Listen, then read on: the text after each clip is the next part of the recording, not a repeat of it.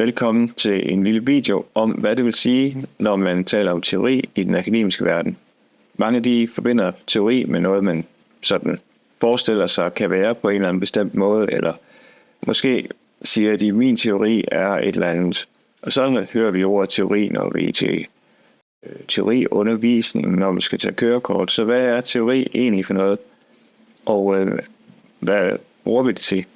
Så følg med mig her i en lille video om, hvad teori er.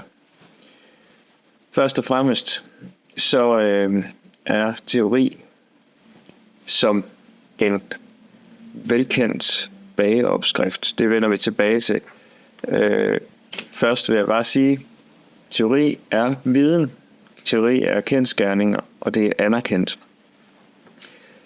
Det er der nok mange, der kunne sige rigtig meget mere om. Altså, hvordan finder man ud af, om vi kan anerkende den viden? Til det her formål nøjes vi altså bare med at sige, at teori er altså noget viden, vi ved, der er som det er. Det modsatte, eller det vi i daglig tale kalder min teori om et eller andet, det er i virkeligheden det, man kalder en hypotese.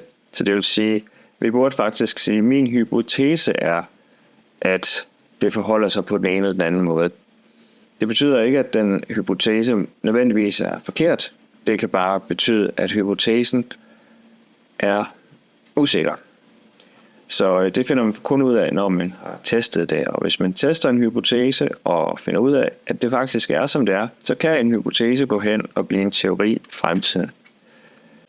Billedet her af den bagende bedstemor er en forklaring på, hvad en teori er. Det er noget, man stoler på. Det er noget, man ved, hvordan skal gøres. Og vi kender alle sammen bedstemors hjemmebagte kage her, som altid er på samme måde hver gang. Og det er det, man kan med en teori. Den vil aldrig svigte. Det vil altid være det samme resultat, når man tester en teori. Man kunne måske være sønnen, som tænker, jamen bedstemors kage, den kunne da være lækker, hvis den lige fik et lille twist, så jeg gør lige det her, jeg prøver lige at twiste den med noget ingefær. Og så viser det måske, at det er godt, det viser sig måske, det ikke er så godt. Og det er så der, hvor hypotesen enten viser sig at passe eller ikke at passe. Hvis vi så går lidt videre til, hvordan vi bruger teori i byggeriet, så er det lidt ligesom med de her byggesten.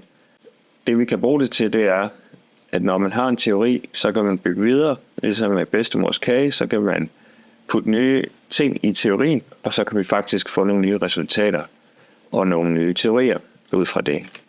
Hvordan bruger vi teori i byggeriet? Ja, vi kan for eksempel sige sådan noget som naturlove. Det er noget, vi stoler på. Vi kender Newton som love om kræfter, og vi kender Kelvin som love om temperatur. Så kan det også være, at man har nogle teorier om, hvordan man udfører ledelse, og man bruger meget af det her og samler det i forskellige litteratur, som er teoribaseret, forskningsbaseret, og det kan for eksempel være DTU eller Aalborg Universitet her i Danmark, der giver os noget, vi kan bygge videre på. Tak fordi I lyttede med til den her lille video. Jeg ved godt, at man kan sige rigtig meget om teori, men hvis vi skal sige det kort, så er teori viden, som man er enige om, forholder sig på denne her måde. Og hypoteser, det er altså idéer, som man får, som man kan efterprøve, og måske kan de blive til en teori i fremtiden. Tak fordi I lyttede med.